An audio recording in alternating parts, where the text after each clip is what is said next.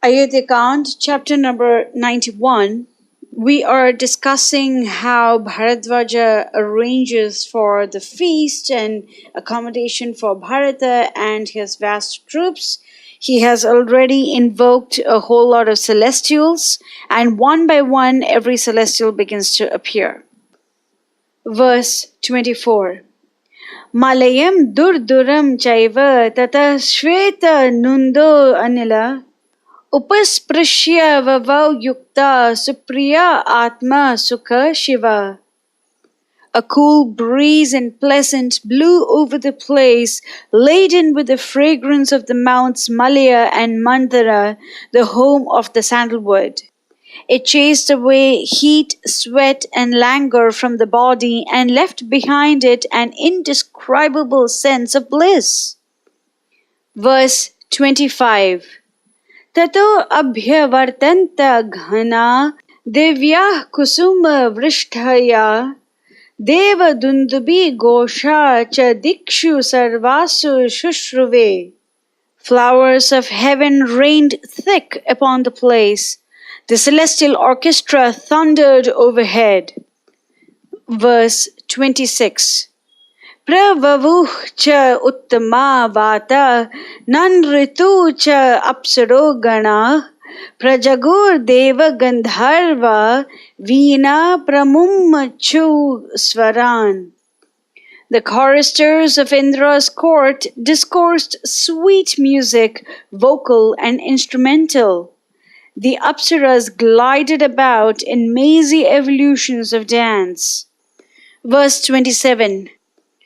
स शब्दोद्यां च भूमिं च प्राणिनां श्रवणानि च विशेष उच्चारिता श्लक्षण समो लय गुण Anvita. These strains in perfect pitch and time sent streams of exquisite joy through the ears and hearts of all beings in the three worlds. Verse 28. तस्मिन् उपरते शब्दे दिव्ये श्रोत्र सुखे नृणां ददर्श भरतां सैन्यं विधानं विश्वकर्मणः. When the sounds died away, the troops of Bharata witnessed the marvelous might of Vishwakarma. Verse 29. बभुव हि समा भूमि समन्तात् पंचयोजनम् शाद्वलेर बहुबेर channa nil वैदूर्य samnibhai. For a distance of 5 yojanas, the ground was leveled smooth and carpeted with soft green grass, as if inlaid with gems of varied hue. Verse 30. Tasmin bilva kapita cha panasa bija puraka amalakyo bhabuvo cha chutah cha phalabhushana. Mango, jackfruit, pineapple, wood apple, amalaka, and other trees sprang up in ordered confusion. Verse 31.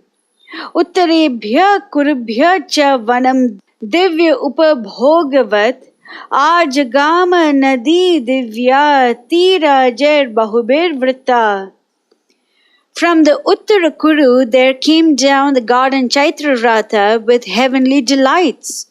Countless rivers and streams were present, lined with beautiful trees. Verse 32. Chatuh shalani shubrani shalah cha gajavajinam haramya prasada samgatha toranani shubhani cha. Royal quarters, palaces, mansions, pleasure houses, kiosks, storied buildings, splendidly fitted, spacious courts enclosed by lofty corridors, stables for horses, elephants, mules, and cattle, and garages for every kind of conveyance arose on every side. Verses 33, 34, and 35. Sita mega nibham chapi raja veshma sutoranam Shukla Malya Krita Akaram Divya Gandha Samukshitam Chatur Ashram Asambhadam Shayana Asana Yanavat Divye Sarva Rasair Yuktam Divya Bhojana Vastravat Upakalpita Sarva Annam Dhauta Nirmala Bhajanam Klupta Sarva Asanam Srimat Swastirna Shayana Uttamam. The palace designed for Bharata was tastefully adorned with arches, garlands, flags, couches, divans, and seats upholstered in skill and brocade, while priceless rugs and carpets covered the floor. Gorgeous robes, drinks, confections, essences, extracts, preserves, perfumes, and rare and costly articles of virtue met the eye on every side. Verse 36. Praviveshya Mahabahur Anugnato Maharshina Veshmatad Ratna Sampurnam Bharata Kaikeyi Sutta. With the gracious permission of the Maharishi, Bharata, the son of Kaikeyi, made his entry into the palace that flashed with gems and gold. So we see that a magnificent palace was created just for Bharata. And Bharata received the permission from sage Bharadvaja to enter that particular palace. And Valmiki says that Bharata is Kaikeyi Putra, Kaikeyi Sutta, the son of Kaikeyi. However, contradictory to Kaikeyi's greed, Bharata does not occupy the main throne of that particular palace. And we will see that in the subsequent verses. Verse 37. Anu jagmuh cha tam sarve mantrina supurohita babhuva cha mada yukta tam drishtva veshma samvidhim. His ministers, priests, and attendants entered with him and were struck with surprise and awe at the sights that dawned upon them. Verse 38. Tatra Raja Asanam Divyam Vyajanam Chatram Evacha Bharato Mantribe Sardham Abhyavartata Rajavat. They passed on into the hall of audience and beheld a marvelous throne placed in the center of it, fashioned like the royal seat of the Lord of Celestials, while there stood nearby the snow-white umbrella and chowries with golden handles and gems studded. So this was the further temptation. Not only was the palace extraordinarily beautiful, but it also had a wonderful throne room with a beautiful throne and all the paraphernalia meant for the king. So this was the double temptation for Bharata. This palace was specifically made for Bharata, and Bharata sees a very beautiful throne. He could have easily occupied it because it was meant for him. And then he can argue that this is not really the throne of Ayodhya. It is merely a throne that was created by Bharadvaja and Vishwakarma. It's not really the Ikshvaku throne. He could have argued a lot of things. However, let us see how Bharata behaves in verse 39. Asanam pujayam asa Ramaya abhipranamya cha Vala vyajanam madaya Nyashidat sachiva asane. Bharata installed on it in reverent thought. Rama, the beloved of his heart, went around it at the head of his ministers and bowed himself to the earth over joined palms. He worshipped Rama mentally and made it plain to all that he was but a humble servant of Lord Ramachandra by occupying a seat below it reserved for the ministers of state and waving aloft the royal chowri. So Bharata ensured that even in a temporary throne, Rama is installed over there, and Bharata, is merely Rama's servant. He is not more than that. He will never occupy the position higher than his brother. And this is what Bharadvaja wanted to test out. Bharata may be able to say a lot of things, but how does he act? Does he act subservient to Rama under even the most temporary of conditions? Absolutely yes. Absolutely yes. There is not a single shadow of a doubt anymore that Bharata does not consider himself to be above Rama. He considers himself only as the servant of Lord Rama. And to do this one test, look at all the things that Bharadvaja went through. He called forth Vishwakarma, he called forth all the Apsaras and the Devatas and the beautiful gardens of Chaitraratha and beautiful breeze and flowers and so many wonderful things, just so that he could see if Bharata is tempted by all of that. And of course, Bharata passes everything with phenomenally flying colors. Verse 40. Anapurvya nisheduhcha sarve mantra purohita tata senapati paschat prashasta cha nishedatuh.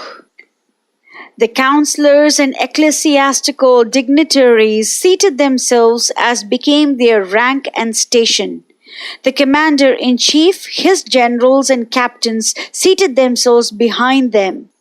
Obviously, the Brahmanas were given the top position, and then the Kshatriyas or the army generals, they were given the secondary position.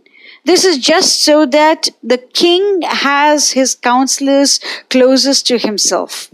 The advisors of the king are usually very noble, they are very adept in all the scriptural knowledge, and based on the Shastras, they give advice to the king. And that's the reason why they always come very close to the throne. Verse 41. Tatah tatra muhurtena nadya payasa kardama upatishtanta bharatam bharadvajasya shasanat. Then there approached Bharata in obedience to the orders of Bharadvaja, streams thick with payasam, a preparation of rice with milk and sugar, almost as if Bharadvaja himself is praising the activities of Bharata. Verse 42. Tasam ubhayanta kulam pandu mritika lepana ramya cha avastha divya brahmana tu prasadaja.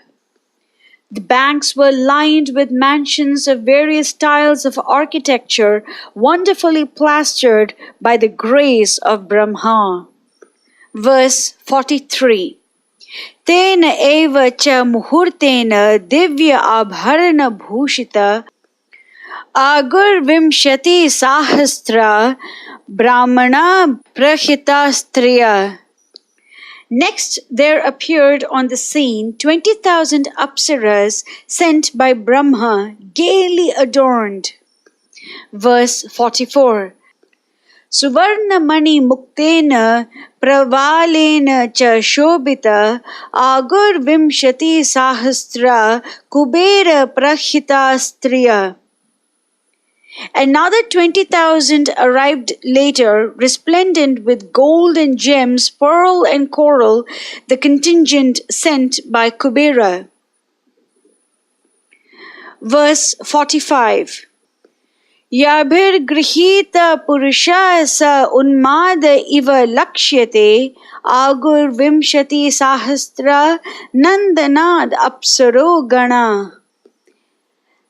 Anyone who falls into their hands goes clean daft. A third troop succeeded them, 20,000 in number, from Nandana, the garden of Indra. Verse 46. Narada Tumburur Gopa Parvata Surya Varchasa Ete Gandharva Rajano Bharatasya Agrato Jaguh. Narada, Tumburu, and Gopa, the Gandharva kings of blinding glory, made their appearance. Verse 47. Alambusha, Mishrakeshi, Pundarika, Atavamana, Upanurtyantu Bharatam Bharadvajasya Shasanat. Alambusha, Mishrakeshi, Pundarika, Vamana, and other apsaras danced before Bharata, commanded thereto by sage Bharadvaja. Verse 48. Yani malyani deveshu, yani chaitra rathe vane, prayage tani adrishyanta Bharadvajasya shasanat.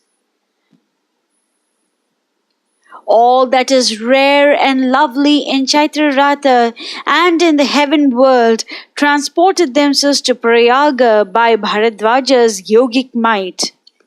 Verse 49. Bilva, Madangika, Asan, Samya, Graha, Bibitakaha, Ashvata, Nartaka cha Asan, Bharadvajasya Tejasa.